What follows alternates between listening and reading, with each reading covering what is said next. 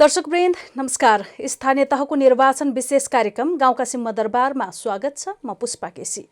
सरकारले स्थानीय तहको निर्वाचनका लागि 2079 वैशाख 30 गतेको मिति तय गरिसकेको छ। महानगर, उपमहानगर, नगरपालिका 293वटा र 460 गाउँपालिका गरी 753 स्थानीय सरकारको निर्वाचन एकै चरणमा हुनेछ। संघीयताको अभ्यास अन्तर्गत बनेका यी स्थानीय सरकारले आफ्नो पहिलो 5 वर्षीय कार्यकाल पूरा गर्ने क्रममा छन्।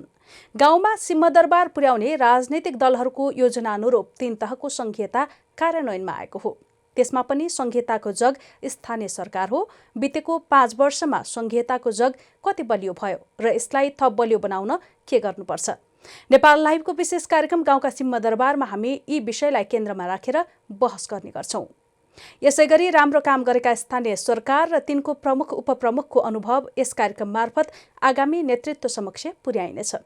स्थानीय सरकारमा चुनिन चाहने नेतृत्वको योजना, सपना र दृष्टिकोण समेत यस कार्यक्रम मार्फत सार्वजनिक गरिनेछ। साथै कार्यक्रममा स्थानीय तहको निर्वाचन सम्बन्धी गतिविधि समेत हामी समेट्दै आएका छौं। सामान राम्रो छ, ढुक्क हुनुहोस्। थाहा छ त्यसैले त यही लिन आएको। गुणस्तरीय प्लम्बिङको भरपर्दो नाम मार्बल। आगामी वैशाख 30 गते 753वटा स्थानीय तहको निर्वाचन एकै चरणमा हुने तय भएको छ। निर्वाचनको मिति नजिकिएसँगै चुनाव जित्ने आत्मविश्वास भएका वा हार्ने सम्भावना भएका नेताहरूले टिकटका लागि पहल पनि सुरु गरिसकेका छन्। त्यसैले पनि निर्वाचनमा सत्ताधारी दलहरूबीच गठबन्धन हुन्छ वा हुँदैन भन्ने चासो अभिव्यक्त हुन थालेको छ। कार्यक्रम गाउँका सिंहदरबारको सुरुमा यसै सन्दर्भमा तयार पारिएको एक रिपोर्ट। सबैजसो पार्टीमा आकांक्षीहरूको संख्या ठूलो भएकाले उनीहरूलाई व्यवस्थापन गर्नुपर्ने दबावमा पार्टीका शीर्ष नेता हुनेछन्। त्यस्तो दबावका बीच 753वटा स्थानीय तहमा सत्ता गठबन्धन हुन मुस्किल रहेको नेताहरू बताउँछन्। नेपाली कांग्रेसभित्र गठबन्धन गर्ने वा नगर्नेमा दुई थरी धारणा छ। पार्टी सभापति एवं प्रधानमन्त्री शेरबहादुर देउबा गठबन्धन गरेर अघि बढ्न सकारात्मक नै छन्। पार्टीभित्रकै शेखर कोइराला पक्ष भने निर्वाचनमा कांग्रेस एक्लै भिड्नुपर्ने बताइरहेका छन्। उनीहरू कांग्रेस एक्लैले निर्वाचन जित्ने भन्दै गठबन्धन आवश्यक नभएको बताउँछन्। एक्लै लड्दा नै निर्वाचन परिणाम बढी अनुकूल हुने बुझाइ देउबाको पनि छ। तर गठबन्धन उनको बाध्यता जस्तो भएको छ। त्यसैले उनी गठबन्धनको विपक्षमा खुलेर बोलेका छैनन्। बरु गठबन्धन कायमै रहने बताइरहेका छन्।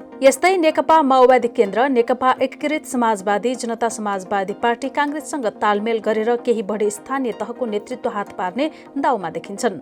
स्थानीय तहको निर्वाचनमा गठबन्धन नगरी अघि बढ्दा नतिजा कमजोर आउने र त्यसको असर प्रतिनिधि सभा र प्रदेश सभामा पर्ने आकलन उनीहरूको छ। त्यस्तो आकलन देउबाको पनि छ। त्यसैले स्थानीय तहको निर्वाचनमै एमालेलाई कमजोर साबित गर्ने उनीहरूको प्रयास छ। देउबालाई अहिले गठबन्धन नगर्ने हो भने फेरि वामपन्थीहरू बीच गठबन्धन होला कि भन्ने डर पनि छ। सत्ताधारी दलहरूलाई निर्वाचनमा गठबन्धन आवश्यकताको खास कारण त्यही हो। एकीकृत समाजवादीले देशैभर संगठन विस्तार गरे पनि सांगठनिक प्रभाव भएका स्थानीय तह सीमित छन्। जसपाको पनि मध्य प्रदेश सहित लुम्बिनी र सुदूरपश्चिम प्रदेशका तल्लो भेगका जिल्लामा मात्रै वर्चस्व छ। राष्ट्रिय जनमोर्चा सरकारबाट बाहिरिसकेको अवस्थामा सत्तारूढ 4 दलबीच 753वटा स्थानीय तहमा गठबन्धन हुने सम्भावना कम छ। बरु मुख्य गरी कांग्रेस र एमाले बीच नै प्रतिस्पर्धा हुने देखिन्छ। स्थानीय तहमा आफ्नै जटिलता। 753वटा स्थानीय तहमध्ये सबैभन्दा बढी प्रभाव पार्ने काठमाडौँ, ललितपुर, भरतपुर, पोखरा, विराटनगर र वीरगञ्ज महानगरपालिका हुन्। वीरगञ्ज महानगरपालिकामा जसपा बलियो छ। अन्य महानगरपालिकामा कांग्रेस नै मुख्य प्रतिस्पर्धी हो। यस्तो अवस्थामा कांग्रेसले महानगरमा गठबन्धन गर्ने सम्भावना न्यून छ। अरू उपमहानगरपालिका, नगरपालिका र गाउँपालिकामा तालमेल गर्न पनि स्थानीय नेताहरूले केन्द्रको निर्देशन सजिलै मान्न सक्ने अवस्था कम छ। कांग्रेसले स्थानीय तहमा तालमेल गर्न स्थानीय तहका नेतृत्वलाई नै जिम्मा दिने कांग्रेस नेता प्रदीप पौडेल बताउँछन्। देशैभरका सबै स्थानीय तहमा तालमेल हुने सम्भावना न्यून छ। केन्द्रले दिएको निर्देशन स्थानीय तहका नेतृत्वले मान्ने अवस्था छैन। पौडेलले भने यस्तो अवस्थामा स्थानीय तहका नेतृत्वलाई नै तालमेल गर्न अधिकार दिएर त्यसै अनुसार गठबन्धन बनाउन सकिन्छ। कांग्रेसले तालमेल गरेरै निर्वाचनमा सहभागी हुन रुचि नदेखाएको अवस्थामा सत्ता गठबन्धनका अन्य 3 दलले मात्रै तालमेल गर्ने सम्भावना पनि छ। त्यस्तो अवस्थामा कांग्रेस एमाले माओवादी केन्द्र एकीकृत समाजवादी जसपा गरी मुख्य 3 पक्षबीच तालमेल हुन सक्छ। तर मधेस क्षेत्रमा बलियो प्रभाव भएको जसपाले सो क्षेत्रमा तालमेल गर्न तयार हुनेमा आशंका गरिन्छ।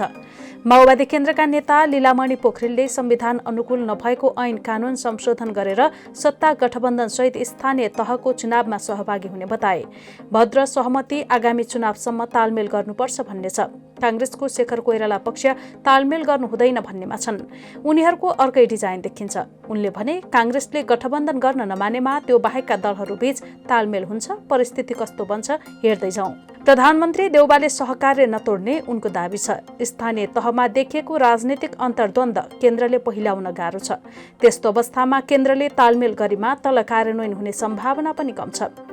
माओवादी केन्द्रकारका नेता भन्छन् त्यस्तो अवस्थामा गठबन्धन आफै अन्तर्द्वन्द्वमा फस्यो भने एमाले जित्न बेर लाउँदैन। स्थानीय तहकै आवश्यकताका आधारमा मात्रै तालमेल भएमा धेरै स्थानीय तह जित्न गाह्रो हुने ती नेताले बताए। अहिले चुनाव जित्न सक्नेले मात्रै होइन, हार्ने निश्चित जस्तै भएकाले पनि चुनाव लड्न पाउनुपर्छ भन्ने मनोविज्ञान छ। उनले भने चुनाव विकृत भइसक्यो। चुनावमा उठ्ने र स्वदेशी तथा विदेशी व्यापारीबाट पैसा उठाउने प्रवृत्ति पनि देखियो। यस्तो मनोविज्ञान भएमा तालमेल गर्न गाह्रो हुन सक्छ। तत्कालीन प्रधानमन्त्री केपी शर्मा ओलीले गरेको प्रतिगमनको खतरा नटरिसकेकाले चुनावी तालमेल गर्नुपर्छ भन्ने मनोभावना हाबी भएमा मात्रै गठबन्धन गर्न सजिलो हुन सक्ने उनको भनाइ छ। स्थानीय तहको चुनावमा सत्ता गठबन्धनका दलहरू किचलोमा फसे भने एमाले नै जित निकाल्न सक्ने उनको आकलन छ। कार्यक्रम गाउँका सिंहदरबारमा स्थानीय तहमा उम्मेद्वार बन्न जनप्रतिनिधिले राजीनामा दिनुपर्ने सम्बन्धी अर्को प्रसङ्ग। स्थानीय तहको आउँदो निर्वाचनमा उम्मेद्वार बन्न चाहने वाहलवाला जनप्रतिनिधिले राजीनामा दिनुपर्ने भएको छ। स्थानीय तहको निर्वाचन 2079 वैशाख 30 गतेका लागि राजपत्रमा प्रकाशित आचार संहितामा यस्तो व्यवस्था गरिएको हो। निर्वाचन आचार संहिताको दफा 36 मा भनिएको छ, कुनै स्थानीय तह वा स्थानीय तहको स्वामित्व वा नियन्त्रणमा रहेको वा स्थानीय तहबाट अनुदान प्राप्त संस्थामा सुविधा वा पारिश्रमिक पाउने गरी बहाल हरेक निर्वाचित वा मनोनित पदाधिकारीले स्थानीय तहको निर्वाचनमा उम्मेद्वारको मनोनयन गर्नु अगावै बहाल रहेको पदबाट राजीनामा दिनुपर्नेछ। हालका जनप्रतिनिधि समेत अर्को कार्यकालका लागि उम्मेद्वार बन्ने चर्चा चलिरहँदा यस्तो व्यवस्था गरिएको हो। निर्वाचनमा सरकारी स्रोत साधनको दुरुपयोग हुन रोक्न यस्तो व्यवस्था गरिएको हो। यसबारे आयोगले पत्रकार सम्मेलन मार्फत पनि जानकारी गराएको छ। स्थानीय तहका जनप्रतिनिधिले राजीनामा दिएमा खाली हुने भन्ने हुँदैन। त्यहाँ कार्यपालिकामा भएका अन्य प्रतिनिधिहरू हुनुहुन्छ। अध्यक्ष नभए कार्यकारी को हुने, उपाध्यक्ष नहुँदा कसले जिम्मेवारी सम्हाल्ने व्यवस्था गरिएको छ। बिहिबार आयोजित निर्वाचन आयोगको नियमित पत्रकार सम्मेलनमा आयोगका सहसचिव शालिग्राम शर्मा पौडेलले भने। यसैगरी स्थानीय निर्वाचनको मनोनयन दर्ताको समय तोकिएको सम्बन्धी अर्को प्रसङ्ग। स्थानीय तहको निर्वाचनका लागि वैशाख 11 र 12 गते मनोनयन दर्ताको समय तोकिएको छ। निर्वाचन आयोगका अनुसार उम्मेद्वारी मनोनयन दर्ताका लागि 2 दिनको समय तोकिएको हो। 12 गते बेलुका मनोनयन पत्र दर्ता भएका उम्मेद्वारको सूची प्रकाशन गर्ने आयोगको कार्यतालिका छ। यस्तै वैशाख 13 मा उम्मेद्वारको विरोधमा उजुरी दिने समय तोकिएको छ। यसैगरी वैशाख 16 मा उम्मेद्वारको अन्तिम नामावली प्रकाशन गर्ने र 17 गते चुनाव चिन्ह प्रदान गर्ने आयोगको कार्यतालिका छ। सामान राम्रो छ, ढुक्क हुनुहोस्। थाहा छ, त्यसैले त यही लिन आएको। गुणस्तरीय प्लम्बिङको भरपर्दो नाम मार्बल। दर्शकवृन्द, आजलाई स्थानीय तहको निर्वाचन विशेष कार्यक्रम गाउँका सिंहदरबार यति नै। हाम्रा अन्य कार्यक्रम नेपाल लाइभको Facebook page, YouTube channel, Twitter र हाम्रो वेबसाइट नेपाललाइभ.com मा पढ्न र हेर्न सक्नुहुनेछ। नमस्कार।